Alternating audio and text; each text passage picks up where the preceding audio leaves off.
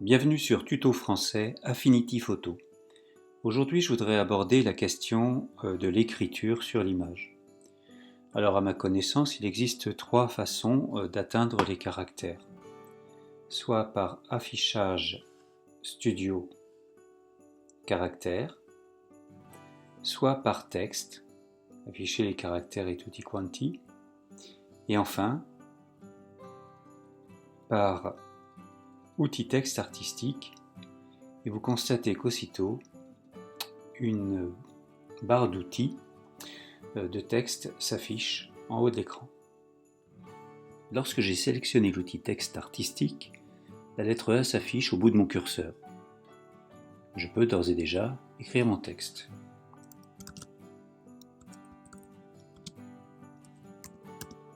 Bébé ours.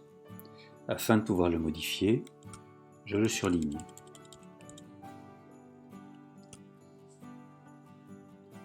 Ici est l'ensemble des polices. Et ce qui est intéressant avec Affinity Photo, c'est que lorsque je vais surligner une police, je vois exactement, immédiatement, le résultat sur mon écran. À côté, récentes. Ce sont les polices que j'ai utilisées récemment. Utilisées, c'est celles que j'ai objectivement utilisées dans un document et que j'ai enregistré. Enfin, favoris. Vous aurez remarqué que dans tout, sur la droite, il y a des petits cœurs. Lorsqu'une police vous intéresse, vous pouvez cliquer dessus pour la sélectionner, recliquer dessus pour la désélectionner. Donc, dans notre cas, nous avons choisi, alors je vais aller dans Favoris, j'ai choisi donc Noteworthy. Voilà. Juste à côté, le choix d'écrire en gras ou en léger. Suivant les polices de caractère, plusieurs choix sont proposés et parfois un seul. Ici, eh bien, c'est la taille de la police. D'accord ? Ensuite, possibilité de mettre le texte en gras. Ici, je n'ai pas la possibilité dans cette police de caractère de le mettre en italique, mais je peux le souligner. Là, c'est la couleur des caractères. Enfin, ici, c'est la possibilité de choisir un style. Vous retrouvez ici les familles de police. Vous pouvez toujours changer entre-temps.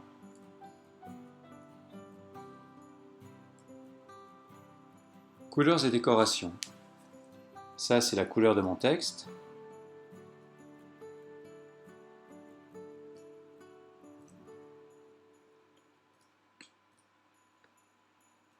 Et ça, c'est l'arrière de mon texte. J'en veux pas. Je peux souligner, simple ou double, choisir la couleur du soulignement. Je peux barrer de façon simple ou double, choisir la couleur de la façon dont mon texte sera barré. Enfin, je peux contourner les lettres, entourer si vous préférez, les lettres d'un trait simple ou d'un pointillé ou d'un trait de pinceau. Mais ici, comme nos lettres sont toutes petites, on se contentera du trait simple que l'on peut, à souhait, élargir.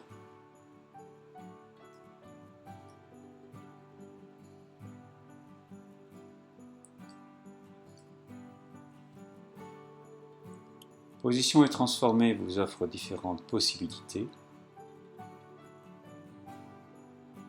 qui sont plus intéressantes sur des textes, sur un ensemble de textes. À hauteur, à largeur, distorsion à gauche, distorsion à droite. Ligne de base, c'est si on avait plusieurs lignes. Alors je retourne sur style et je le baptise Bébé ours. Je valide. Et donc, une prochaine fois, je peux choisir à nouveau bébé ours pour un nouveau texte qui conservera les mêmes caractéristiques. Ainsi, une prochaine fois, si vous le désirez, il vous suffira de rappeler le modèle de style que vous aurez ainsi défini pour utiliser la même calligraphie.